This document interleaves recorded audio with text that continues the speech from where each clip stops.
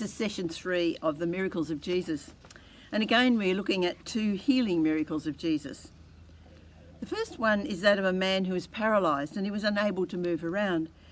His friends heard that Jesus was nearby teaching at a house, and so they put their friend on a stretcher and carried him to the house to see if he could be healed. But when they got there, the house was so crowded that there was no room to get him in.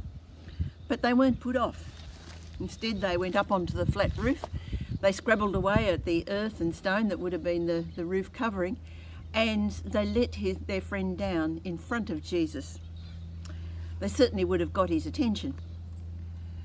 Now, if a paralysed man is put in front of you for healing, I think you would presume that what he wanted was to get up and walk. But Jesus' first words were, "Your sins are forgiven." Caused a bit of a stir in the anti-Jewish camp there. They began murmuring amongst themselves, "Who does he think he is? Only God can forgive sins." Jesus knew they were murmuring about that, and so he said, "Well, is it easier to say your sins are forgiven or get up and walk?" And so he told the man to get up and walk and showed that he had the authority to forgive sin. In this story again, we see that Jesus sees beyond the immediate needs of the man, beyond the presenting disease, to what the person most needs. But there's another element introduced in this story, and that is faith. It says that when Jesus saw the faith of the friends, he acted.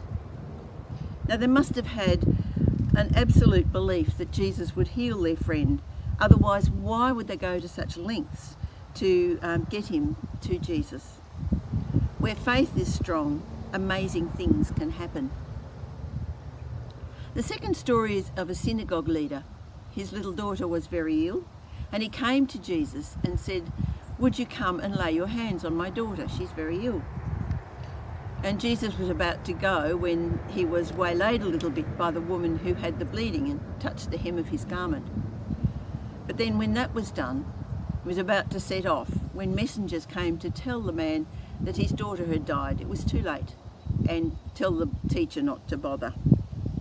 Jesus said, "Don't be afraid, just believe."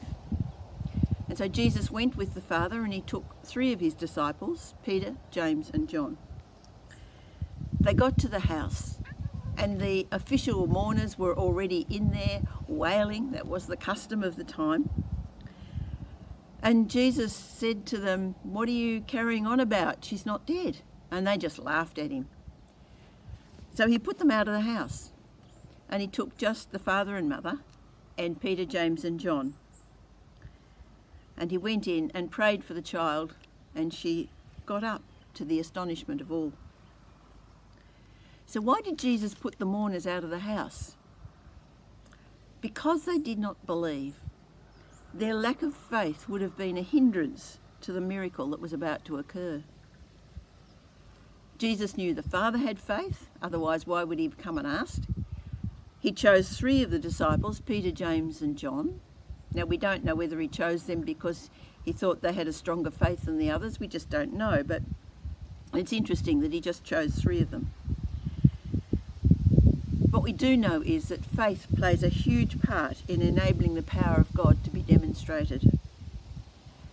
God can and still does work miracles today, but we have to have the faith to believe and so enable God to work through us.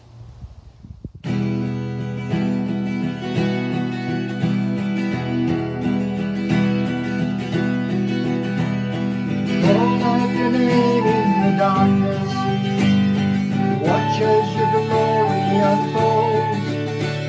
For there is no measure or end to the power you hold.